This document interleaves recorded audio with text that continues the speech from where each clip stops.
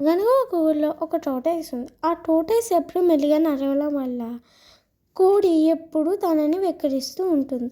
ఎప్పుడు తాబేలు బాధపడుతూ నిరాశతో వెళ్ళిపోతుంది. అప్పుడే ఒకరోజు నక్క కోడిని చూసి కోడి వెనకాతల పరిగెడుతూ ఉంటుంది. కోడి భయంతో పరుగులు వేస్తూ ఉంటుంది. అప్పుడే కోడి ముందు తాబేలు నించుంటుంది అడ్డంగా.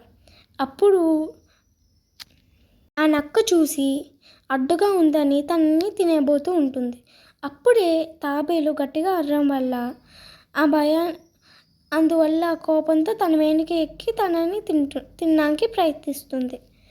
అప్పుడే అంతలోపల ఒక అతను వచ్చి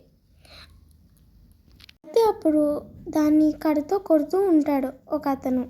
అయితే భయంతో వెళ్ళిపోతుంది. అప్పుడు కోడి తాబేలు మంచి ఫ్రెండ్స్ అవుతారు. ఈ కథలో మీకు ఏంటి అర్థమైందో చెప్పండి. నేనైతే ఈ కథలో ఎవరిని తక్కువ చేసి మాట్లాడకూడదు.